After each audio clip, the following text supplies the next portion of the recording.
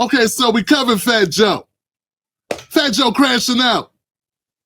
Fat Joe crashing out, going up against an entire lineage.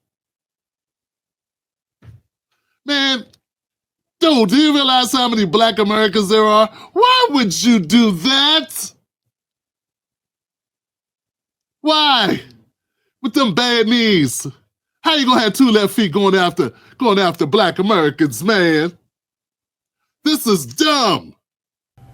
These rumors were made by radical black racists. Let's just say that. Okay? It's a group of these guys. Who are these guys? You want me to say their name? We're going to give them too much clout. I mean... The FBA, Foundational Black Authority, whoever the fuck these broke niggas is. I'm just keeping it a buck. And that shit is to attack everybody on Twitter. Fat Joe, now I think I understand why Fat Joe decided he'd crash out going after the FBAs. So I think I know why Fat Joe was so angry. Did you know he dropped an album this year? Like 12 days ago? I think he's mad because literally no one's listening to it or no one even knew it happened. There it is! Fat Joe dropped an album this year. I didn't know he dropped an album. I thought he stopped rapping 15 years ago. He still raps? He be rapping gifts. Now it's him, he rap lyrics. What? So, I'm stunned. Tell us more, young man, with the perm. It's really hard to pull numbers because no one's listening to it, but I decided to go to YouTube because he has like 1 million subscribers. These are terrible numbers for someone with 1 million subscribers. Yeah, that's not really good. And you know what? I want to verify that because these numbers look so low. I said, what is he talking about? If you go on Spotify, literally he has 7 million monthly listeners and none of those songs are even in his popular list. But it's not shocking because most of the music that is in his most popular is stuff from 2002 to 2006 and one song from 2017.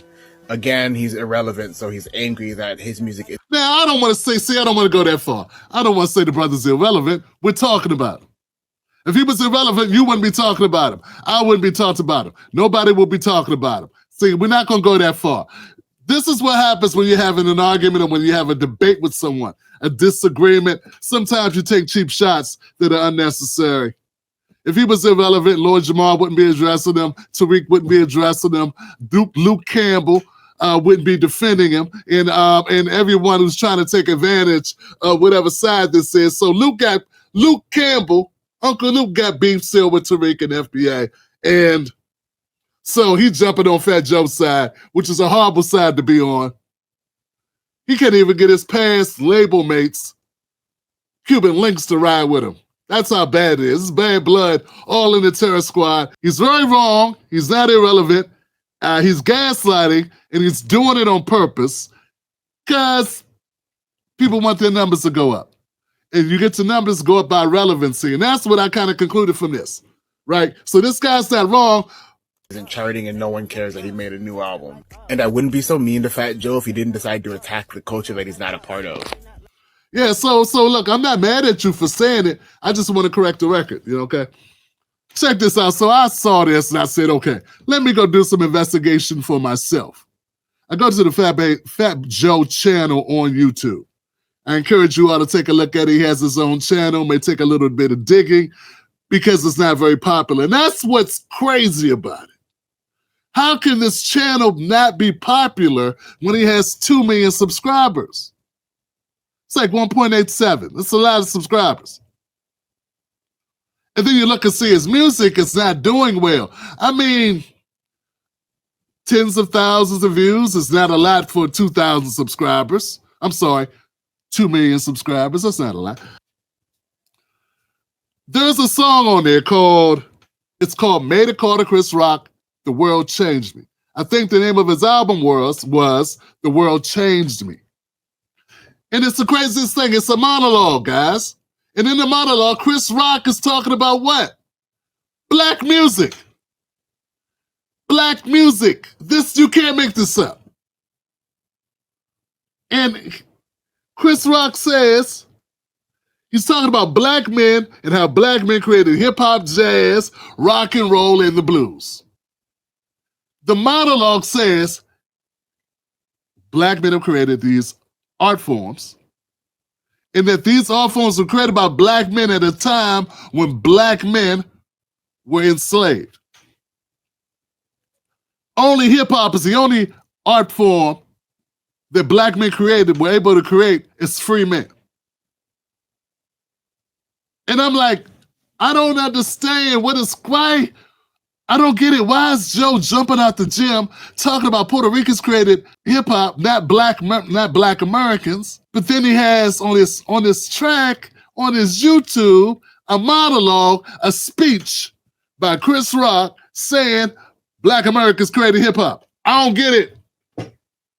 I don't get it. I don't get it. Does that make sense to you? Is there a reason? Like, that don't seem logical.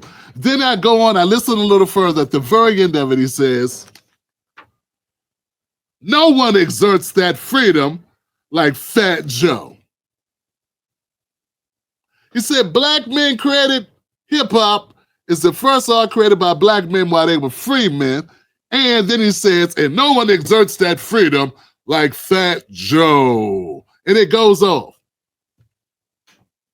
Now I'm gonna ask you to help me out. I'm a product of Prince George's County Public School System.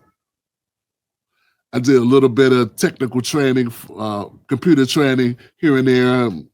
Northern Virginia Community College, University of Maryland, Prince George's Community College. I don't even have an associate's. Did some writing here and there, took a couple writing classes, advanced English and what have you. Here's my thing. What the hell is Joe doing? Yeah, maybe you can clear it up for me. How am I supposed to take this? We got Dr. Umar jumping out the gym. Dr. Umar says, look, hey. I've been getting all kind of messages, inboxes, emails about the FBA ADOS versus Fat Joe situation. And today is the first day of Kwanzaa. Happy Kwanzaa to all my American Africans and Africans throughout the world. The first principle of Kwanzaa is umoja, unity. Umoja, unity. If you identify as African, because Latino is not a race. Latino is an ethnicity and a culture. It is not a race. If you identify with the African race, you're automatically within the founding of hip hop, because you do not disassociate yourself from the African race. The big reason why this is even an argument, respectfully, to my Latino African family, is many of you do not accept your membership in the African race. You have an issue being considered a member of an African race. If you did not have that issue with identifying with your race, this would not even be a debate, because you would be African and there would be no were the Latinos there. You black, but you don't want to claim black. You want to claim something else, and now you want to come back and claim hip-hop. You can't do that. You can't have it both ways. You can't say, nah, I'm Puerto Rican, bro. If Fat Joe did all this to get some attention, maybe out of frustration, maybe he's been watching. He has been teaming up with the Democratic Party. This is what the Democratic Party does, man. They blame you for doing the thing they're already doing. He says, oh, FBA's creating division. Meanwhile, he creates division himself and tries to capitalize off of the notoriety, off of the licks, the clicks, the whatever. And Joe, it's just a sad thing, bro. It's sad. It's sad that we stoop to this level. You are projecting the same tactics of the party that you were campaigning for. And since when the hip-hop feel a need? Well, I guess I know when. I'm sorry. Didn't Diddy start this with hip-hop campaigning with political figures? Anyway, look, that's my surmise. That's how I summarize this thing. That's my update on this. Fat Joe, record went flop. Then Fat Joe, Jaws won't stop. He's been on this beef, this tear for quite a amount of time, 6 months or so. But I don't know. Sometimes you just step in it, you know? And I think Fat Joe stepped in it. No, he stepped in it. You know, I saw the same thing with John Leguizamo.